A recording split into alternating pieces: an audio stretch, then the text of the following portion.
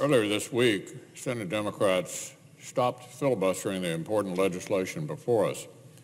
They finally joined Republicans and voted to advance these measures to renew our commitment to Israel, deepen our cooperation with Jordan, and deliver justice for the victims of Assad's brutality in Syria. But it appears some of my Democratic colleagues are not finished with their obstruction just yet. On Tuesday, I offered a straightforward amendment to allow for a straightforward debate about the Senate's continued commitment to ongoing missions in Syria and Afghanistan. It's not a partisan amendment. It's not complicated. There's no poison pill, just an opportunity for senators to go on the record about what our country should be doing in Syria and Afghanistan. I've been clear about my own views on these subjects. I believe the threats remain. ISIS and al-Qaeda have yet to be defeated, and American national security interests require continued commitment to our missions there. But I guess some Senate Democrats don't want to vote on these important subjects. Perhaps it could have put some of my colleagues with aims beyond the Senate at odds with parts of the far left. Whatever the reason, our colleagues tried to avoid taking a position and tried to block my amendment from getting a vote. But make no mistake, Madam President, today the Senate will vote on this amendment. Members will go on the record for our allies and our partners in the Middle East. When Senator Rubio introduced S1, which is just a collection of bipartisan bills, I hoped for an open amendment process so the Senate could debate important matters of national security. I'm disappointed our friends on the other side of the aisle have chosen to make that impossible. Another issue I'd hoped we could address is America's ironclad commitment to the transatlantic alliance. NATO has a proud history of delivering greater security to America and our allies and greater peace to the world. We stood shoulder to shoulder with our NATO allies throughout the Cold War. They stood with us following 9/11. And NATO's mission in Afghanistan today is an essential element of bringing peace and stability to that troubled country. NATO will continue to be critical to transatlantic security, but it must adapt to new challenges. The United States has made significant new investments in our security posture in Europe, most notably through troop deployments all along the eastern flank and through the European Deterrence Initiative, which has bipartisan support here in Congress. Former Secretary Mattis was also instrumental in pushing NATO to reform, especially in the areas of capabilities modernization, readiness, and military mobility. These reforms are essential to ensuring NATO readiness. President Trump has also reaffirmed our nation's commitment to NATO. As recently as just a few days ago, he said the United States will, quote, be with NATO 100%. And the President is right to call upon our allies to contribute their fair share toward our collective defense. As NATO Secretary General recently explained, President Trump has, quote, clearly stated that NATO allies need to invest more. We agreed to do more, and now we see the results. By the end of next year, NATO allies will add $100 billion extra U.S. dollars for defense. Here's how the Secretary General summed it up. So we see some real money and some real results, and we see that the clear message from President Trump is having an impact. We need to build on this momentum and continue strengthening NATO, dispelling all doubt about America's commitment to this alliance, which has reshaped history for the better. NATO deserves the Senate's support. I believe it has the Senate's support. And at some point, I hope this institution is able to debate that matter. Now, Madam President, on a totally different matter, earlier this week I began discussing H.R. 1.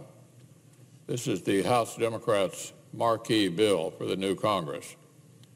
I've stated this week that it really adds up to one big, expensive partisan power grab, an effort to centralize more control over America's speech and America's voting here in Washington.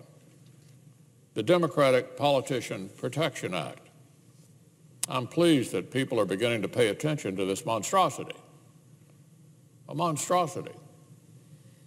Today I want to focus on how the power grab would affect our elections.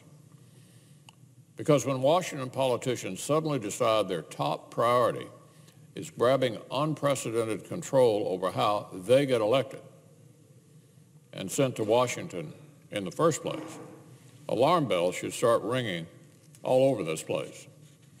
After all, Article 1, Section 4 of the Constitution clearly gives state legislatures primary responsibility for, quote, the times, places, and manner of holding elections for senators and representatives.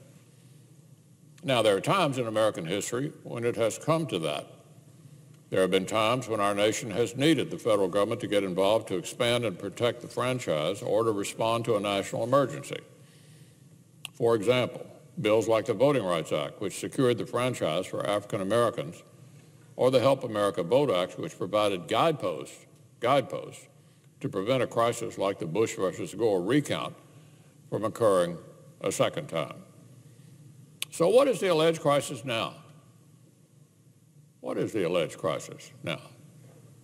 In 2019, that has House Democrats calling for an unprecedented federal takeover of elections across our country. Why is this Democratic bill, which would create more federal government mandates over the minutia of the election process than has ever been done in the past, necessary now? 2016 saw the most ballots ever cast in a presidential election in American history. Now, with population growth, that isn't entirely surprising, but the turnout rate was the third highest since 1968. So people are voting in great numbers. Let's look at the 2018 midterms, the highest midterm turnout in 50 years. So people voted in the midterms. And listen to what Americans themselves had to say about their experience. After the election, 92%, Madam President, 92% of surveyed voters told the Pew Research Center their voting experience was very easy or somewhat easy. 92%, very easy or somewhat easy to vote. Regardless of when they voted and how they voted, huge majorities communicated they had no real trouble casting their ballots. No trouble. So my Democratic friends seem to be implying there's a supposed crisis here that conveniently is not rooted in the facts or in the opinions of American voters. There's no objective basis for the sweeping federal takeover of elections that House Democrats have dreamed up. No emergency. It's just a Washington power grab for its very own sake. Decision after decision that our Constitution properly leaves the states just melts away in this proposal. Practically every variable of any consequence to American elections gets a top-down mandate written by whom? Why, the Democrats, of course. Could states require a signature to vote under the Democrats' bill? Only if they accept a computerized mark, making that signature requirement about as serious as clicking one checkbox on a website. What if states and localities want to make sure that ineligible voters under the age of 18 don't end up on the voter rolls? Or decide whether or how convicted felons have their voting rights restored? Well, under the Democrat Politician Protection Act, states have no choice in the matter. How many early days of voting should there be? The polls need to be open on Sundays. What's the best way to make absentee ballots available? When can early voting take place, and how long? And where should the polling places be located? Different states and communities have come to different legitimate judgments on all these questions. It's a core part of our constitutional system. And the decentralization of our election process leads to a more democratic system with more direct impact on the elections of those decision makers. The United States of America has never been about centralizing all power in Washington. And Washington should not get to micromanage the processes that determine who comes to Washington. But alas, House Democrats don't seem to care if their partisan power grab upsets this constitutional balance. These representatives, even get this, want the federal government to dictate to states how their very own congressional districts will be drawn. They want the federal government to tell the states how to draw the congressional districts. Right now, there's a competition of ideas among the states about the best way to handle this. Different places arrive at different answers. Naturally, House Democrats have a different idea. They want to force every state to use a commission that is designed by them, by Washington Democrats. Every state will have to use a commission designed by Washington Democrats, whose structure and procedures are prescribed, of course, by Washington Democrats. And if a state doesn't know how to bow to their will, then the D.C. federal court will make the decisions that have been reserved for the state legislatures going back to our nation's founding. So, Madam President, I know it's not fashionable on the far left to praise the wisdom of our constitutional structure. It seems to be out of fashion. I'm sure that in some corners, I'll be derided for referencing the Constitution at all. How could it still be relevant after all these years, they will say. But of course, this thinking shows exactly why our founding principles are so important.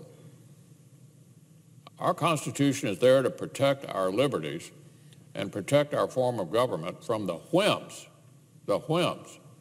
of whoever happens to currently be in power. These guardrails exist to stop things like a narrow partisan majority in the House of Representatives grabbing control of election laws just to benefit themselves politically. We need to stand with Alexander Hamilton and our Constitution, not with the House Democrats' partisan power grab.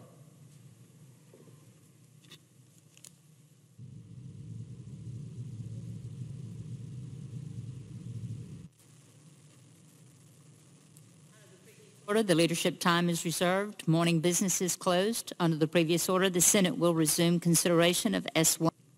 Madam President.